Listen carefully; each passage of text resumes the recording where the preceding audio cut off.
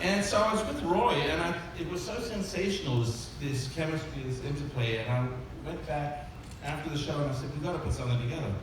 And it's like there's a magnitude of possibilities there that's so big, and they were playing with Bogey at the time, who's a great drummer, but I like drummers that drum from the ass. This is true. Two of my favorite three drummers are on the boat, and they all drum from the ass. And there are top drummers that, like, you know, all the finesse guys and the skinny guys that play at the top, but the ass drummers have got a big foot, and I just love it. I love the big foot. Jason has got a big foot. Actually, Jason has got the biggest foot of all, and he's killer for me. But then, I've got a picture of you in your shoes last night. I know, I did have some big shoes on. So Glenn, tell the audience what we initially tried to do at the very beginning before we decided to form a rock band.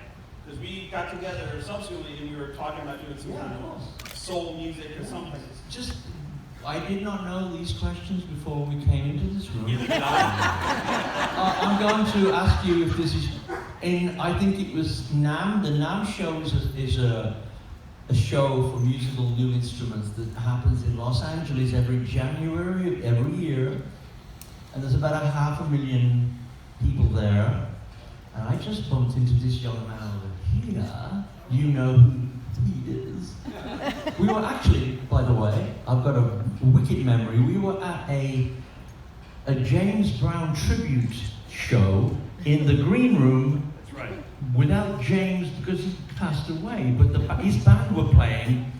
It's a very strange scenario to meet Joe at that scenario.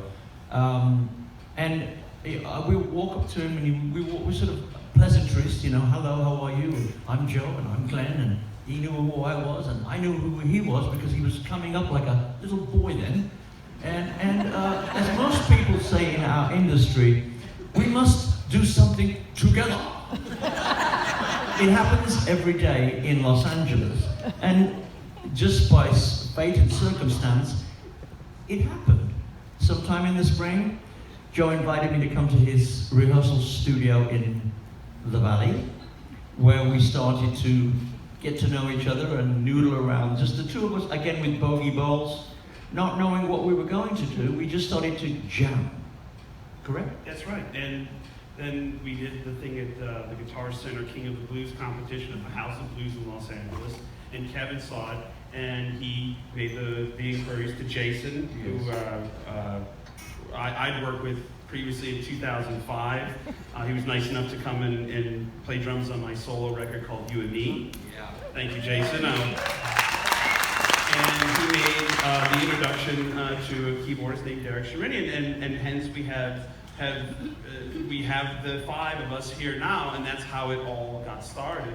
And Jason, if you'd like to add, like you had just come on the Zeppelin gig. Yeah, I mean the story at the time I was playing with Foreigner in 2005 when I first got the call from Kevin. I was flying over to do a show in Los Angeles, and so it was like, can I leave a little earlier and stop by and do a song on Joe's album? As I said, I didn't know who Joe was at the time. I'd worked with Kevin before, so it was. I went in there, and I must say, I heard him play, and then decided to do the entire album. Just said, I'll do it all. Don't worry. I was only supposed to do one song, and I think I introduced you to Carmine Rojas at the time. That's right. So yeah, phenomenal player. I always thought, it was a wonderful experience to play with Joe and see this young guy coming up to the ranks. And then later on, after the Zeppelin reunion in 2007, I was in a kind of a low, really, and it was I remember I was outside the public supermarket when Kevin called me, and I was doing the weekly groceries, as one does after you play with a supergroup. Hoping someone's going to go, is that Jason Bonham? He's getting a hell of a lot of chicken tenders today. As you can see, I still love them. So yeah, he called me and I was like, okay, so we got together, and like every time we get together, it's very, very brief and short. I think in the entire 5 years or 6 years we've been together, in actually time, it's probably a week. Or 2 weeks. Or at least, Yeah, a month. Right. And Jason, just tell the audience what question you asked me at that first session in Las Vegas when you saw a very, let's say, portly, long-haired, young Joe Bonamassa setting up his own gear. There was a little different. I think I was the skinnier one back then, and it was like, I said, excuse me, when does Joe get here? And he was plugging in and I'm Joe. I'm like, oh right, sorry, no offense. And an hour later, we cut tea for one, and that was the first one we got. And we did So Many Roads first. That was the first song we all played together. Derek, I'd like to throw a question to you, just on a personal level. I'd like to know what it feels like to have the honor and privilege of playing with a guitar player of my caliber. That's awesome.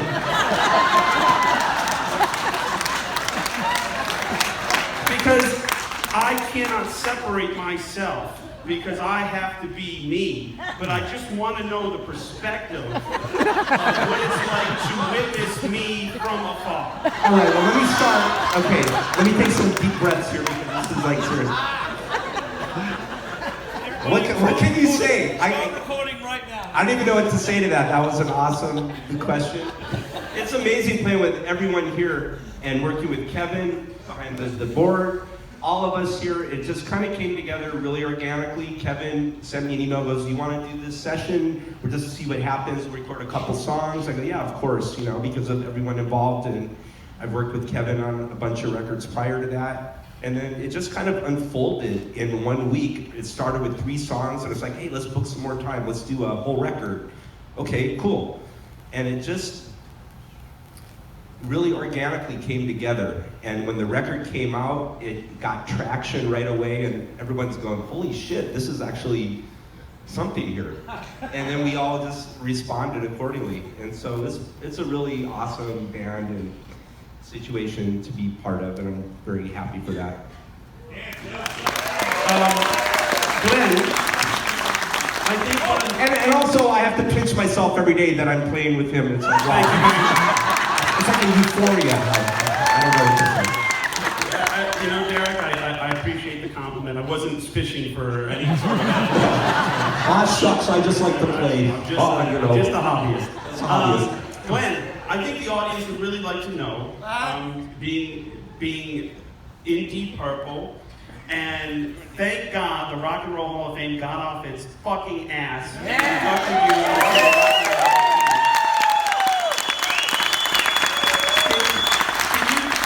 Audience, just a few tidbits, what you felt the moment they handed you the statue, because you deserve this for as long as you've been eligible, and they finally did it. And I've never been so proud of a friend of mine as when I saw a picture of you getting that statue. More well deserved. So just if you'd like to share a few anecdotes about The first thing I thought was, why am I wearing short hair? No, when they called David and I to be on the inductees, having the other guys from Deep Purple Mark II as well. I mean, those guys were the benchmark, But then David and I came into the band and we sold a lot of records, and we did our part. So I was very, very happy when I got the call. I had no expectations. I never have expectations in life. I just wake up each day and do my thing, and if things good that happen, I just let it flow. I was very honored to be on the stage there with a very strange band I was in.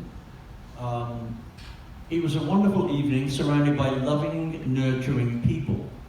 the Hall of Fame is something that, love it or hate it, it's a huge opportunity for anyone in sports or entertainment to be in any Hall of Fame. I am very, very grateful to still be doing what I do, having the things that have happened to me to make things difficult, but I've gone through those periods of my life.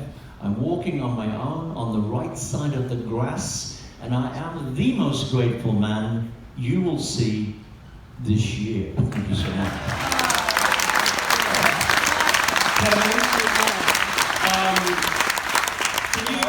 Can you explain to the audience what it's like? Because when we get in a room and we work on a song, because it's all five of us that work on the song, and you know, and when we're about to record a song or something, and there's a lot of ideas flowing, how do you kind of corral that into a singular vision? Because it eventually needs to come out left and right out of the speakers, and it's you know, that's part of the killing floor before the hamburger is served. You know what I mean? It's not always fun. It's not always easy, but the end result, you know, we get there in the end. Yeah.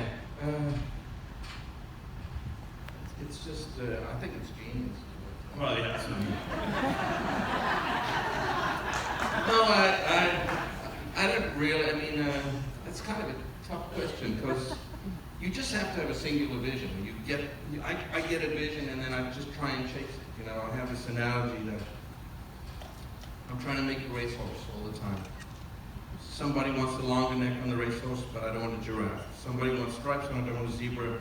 Somebody wants to be able to carry something more. I don't want a pack horse. So I try and keep my focus just on what my vision is for the song and the direction. Well, like when we work together on my solo albums, and by the way, for those who don't know, Kevin has produced every solo album that I've done since you and me, since 2000. Well, everything is actually exactly as played in the studio. You should know that. Yeah, and so he's produced almost 30 records for me personally.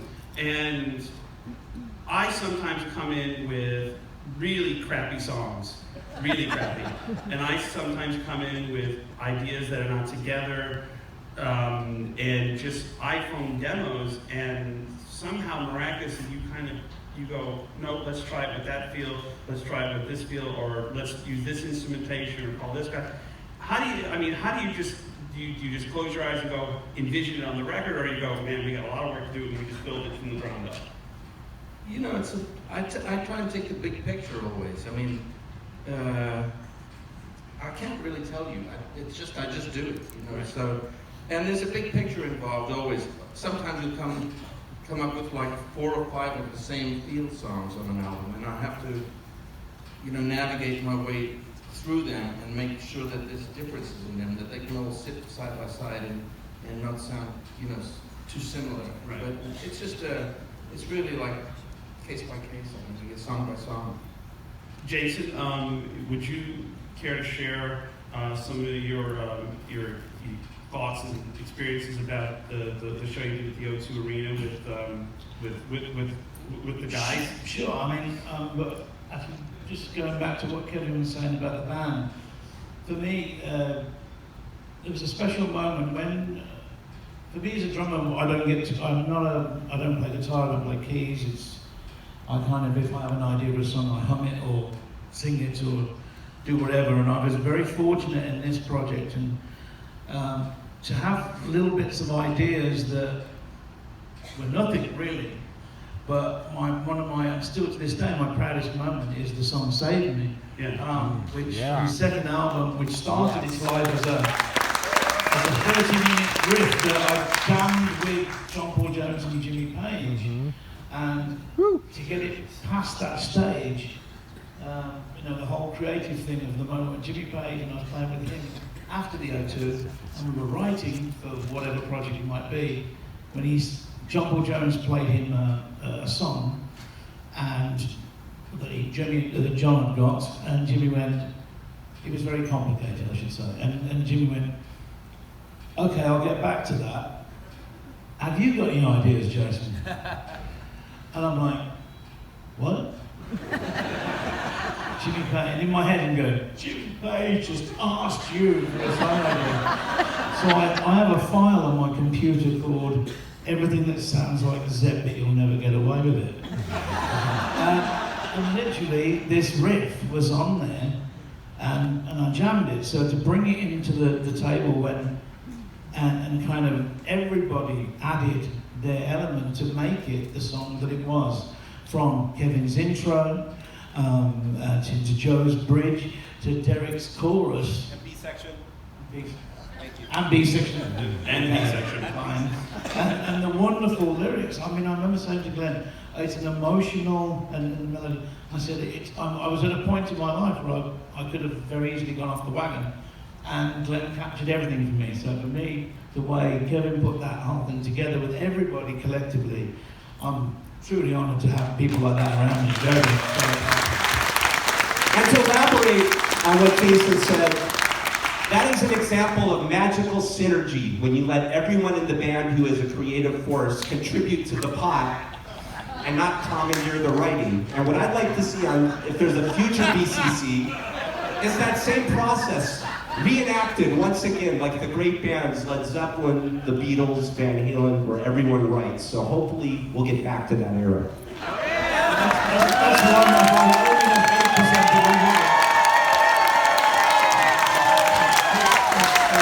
For Derek, this is Derek's moment.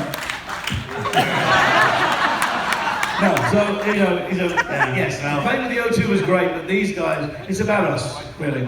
Yeah. What's the old saying, you know? Don't throw the rice at the wedding because you need it for food that night, you know? Anyway. Water taxi for Derek. What did I say? I think it would be a good time at this point to open up the questions to the audience, because I think a lot of people are sitting here